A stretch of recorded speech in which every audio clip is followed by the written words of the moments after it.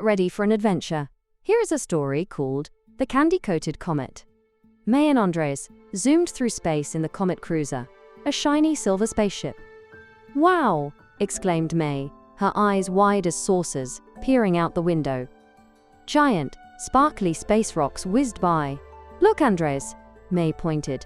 "A planet made of jelly." Andres, always ready for action, bounced in his seat. "Can we go there? Can we run on it?" he asked, wiggling with excitement.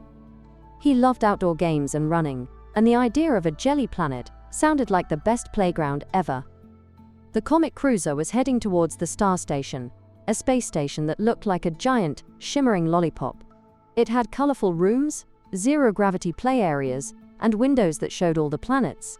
As they docked, a booming voice announced, "Welcome to the Star Station, future explorers." Mei, who loved to learn about history, was fascinated by the displays of space artifacts, while Andres was already sprinting towards the zero-gravity playground. Suddenly, a fizzing sound filled the air. A swirling, deep pink cloud appeared, and from it floated a witch.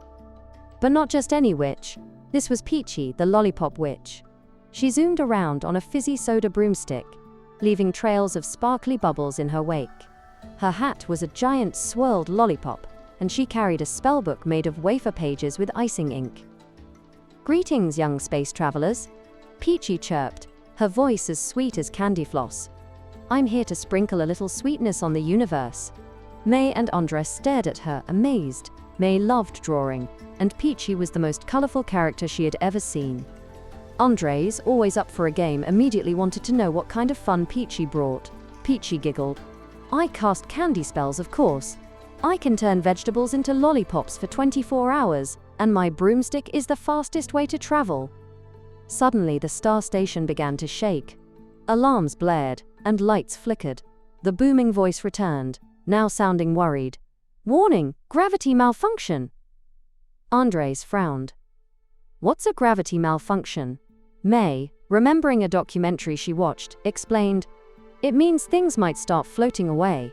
And sure enough, a banana peeled itself and floated toward the ceiling, followed by a bowl of space cereal. People started to float too, bumping into each other with surprised shouts. Peachy gasped, "Oh dear, this isn't good. My candy spells are usually foolproof, but this is a bit of a pickle." She pulled out her wafer page spellbook. "Let's see. A fix-it-quick spell." She began to chant, "Bubblegum, marshmallow, licorice string, make the gravity please, now cling." She waved her lollipop wand, and a giant swirl of cotton candy erupted, but it just floated away, making the situation worse by adding to the cloud of floating stuff. "I'll help," shouted Andres. He loved running, and quickly figured that to escape floating, he just had to grab onto anything that wasn't moving.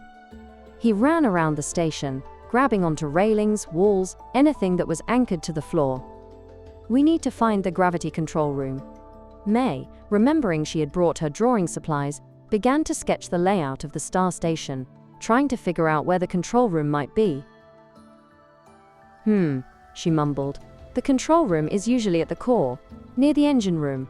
She looked at her drawing, adding details, thinking, and analyzing the floating items around her. Peachy flew by on her fizzing broomstick. "We need a stronger spell, but I need ingredients. Where am I going to find special sweets in this gravity-gone wild mess?" Andres, with his energy, quickly located a supply closet. "I found a bunch of candy," he shouted, "but it's floating away." Mei, with her drawing, guided Andres through the chaotic hallways toward the candy. "Maybe if we can get those candies to Peachy," she began, pointing at the direction. Peachy, her face now showing determination, called out, "We can do this!" She flew after them, her lollipop hat spinning. They worked together, Mei calling out directions, Andres catching the floating candies, and Peachy trying spell after spell. Finally, Mei pointed to a drawing of the engine room and said, "The core. The core is where the gravity is controlled." Andres, with his energy, darted ahead. "I'll find it." "Wait," Peachy yelled as she tried another spell. "Rainbow sherbet, gummy bear, fix the gravity, with flair." This time, a beam of sparkly light shot out and hit a large control panel that was blinking red. Suddenly, the station stopped shaking. Everything fell to the floor with a gentle thud. The gravity was back. Everyone cheered.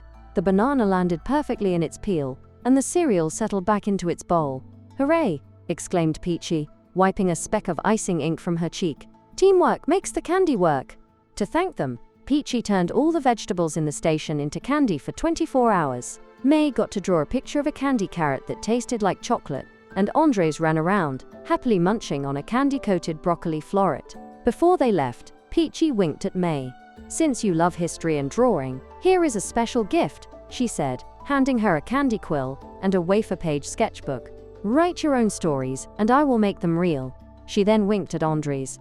"And for you, my energetic friend, a bottomless bag of fizzy-lifting sweets. You can run for miles with this." As the Comet Cruiser blasted off, Mei and Andres looked at each other and smiled. The Star Station and Peachy were the best part of their trip. Mei couldn't wait to write her first story, and Andres couldn't wait to keep running.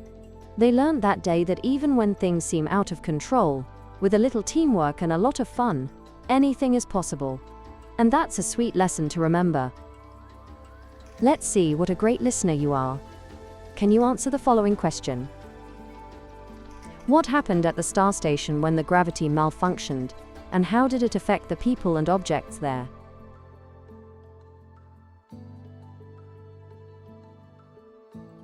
Let's see how you did.